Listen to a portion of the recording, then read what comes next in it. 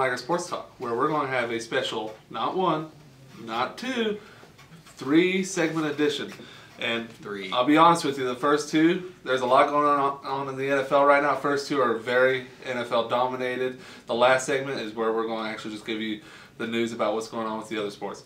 So Tyler, we missed it last week, but there's this new schedule out. It's always an exciting time of April. Oh, yes. I love it. Season opener, the Denver Broncos against the Baltimore Ravens. What are your thoughts? And it's taking place at Denver because the Baltimore Ravens can't... The Baltimore Ravens and the Baltimore Orioles, they share like the same parking lot. Unfortunately, the Orioles have a game that night, so advantage Denver. And that crowd is going to be rabid. It is going to... Revenge time. Revenge time. I mean, unless Joe Flacco can somehow pull the rabbit out of the hat with like the less receivers that he's had this past postseason. Welcome to the Valley of Death, Joe. That's all I can say about that.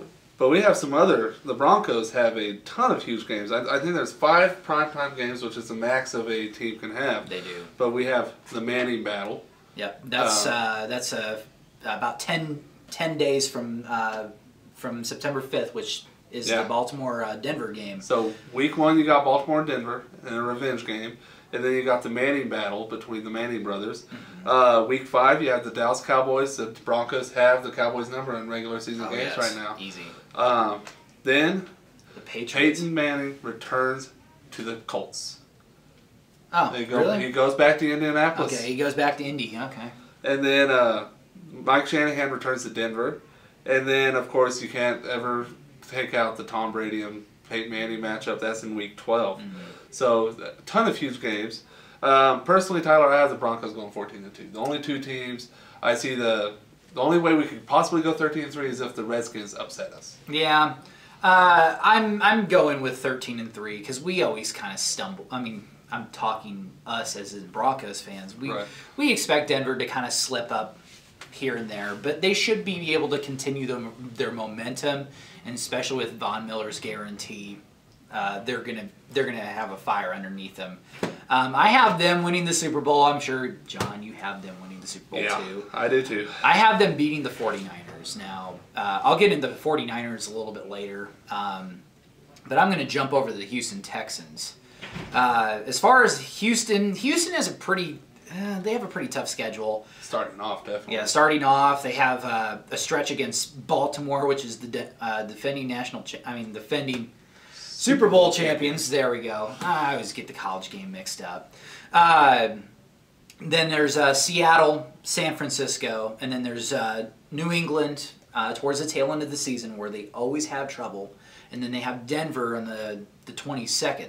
Now, most of those games, they're not really prime time. They're kind of like afternoon games or whatever. So the Texans kind of missed the boat on being a prime time team. But until they win on prime time, you ain't going to be on prime time. Another game. Beat the Patriots first. Yeah, you got to beat the Patriots first. Another one will be Indianapolis. That's always going to be huge because it's Andrew Luck. The Colts are always going to be a good team. Yeah. Especially if they're going to build up through the draft. My expectations for the Houston Texans is they're going to be 12-4. They'll get over that hump with the Patriots, and then they'll lose to the AFC title game to Denver. That's where I have the Texans. So, John, I'm going to give you the Cowboys. Okay. I have the Cowboys going 10-6. They actually have a pretty easy schedule. The only real threatening games is, first of all, their own division. The NFC East just plays hard every year. You got RG3 twice a year. You have Chip Kelly twice a year. Chip Kelly twice a year now, which is going to be a very fast offense. And then Tom Coughlin.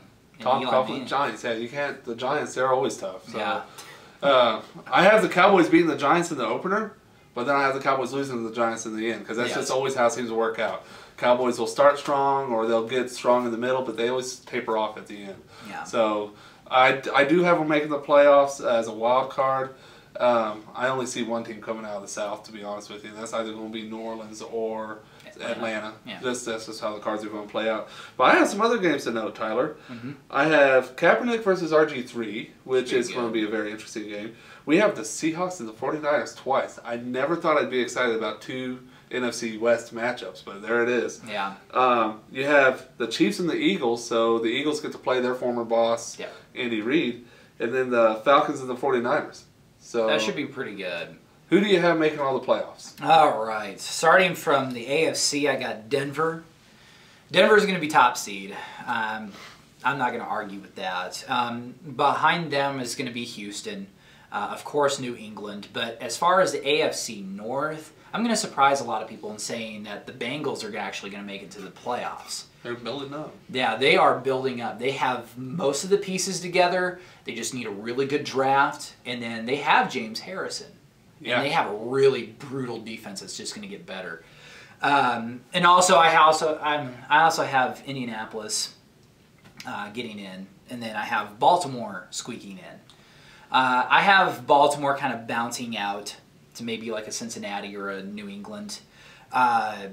But other than that, yeah, I have Denver going to the Super Bowl representing the AFC. And then for the NFC, I kind of jump over. I go to San Francisco. They're going to continue building on that momentum. Yeah, they're really good.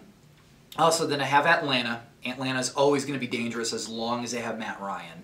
And Julio Jones. Oh, yeah. And their defense is pretty underrated, too. Yeah. Green Bay. Green Bay had a down year last year. I could see Green Bay getting back into the playoffs and making some noises. Yeah. And then also, one game. yeah. And then I have Washington, and then I have Seattle and New Orleans. I believe the Seahawks are going to make a really, really strong run at going deep into the playoffs, maybe losing to San Francisco in the NFC title game. And that's who I have is Denver and San Francisco. I know a lot of Broncos fans are kind of still not too happy with the San Francisco 49ers whooping them in the Super Bowls of the past. So it may be sweet revenge for us. So I'm hoping. Let's make them the Buffalo Bills of this decade. Yes, that's what we talked about earlier. All right, be sure to like our Facebook page. We have a new one. It's called The Prairie Sports. We moderate it every day. You get some sort of sports update, whether it's WT or national news. You can also follow that same group on Twitter. It's at the Prairie_sports. And then we each have a Twitter feed also. I'm JCL1987. And I'm Tyler Liger. I'm Tyler Liger 87. So be sure to check us out and stay classy, WT. Okay, now segment one. Segment one over. All right.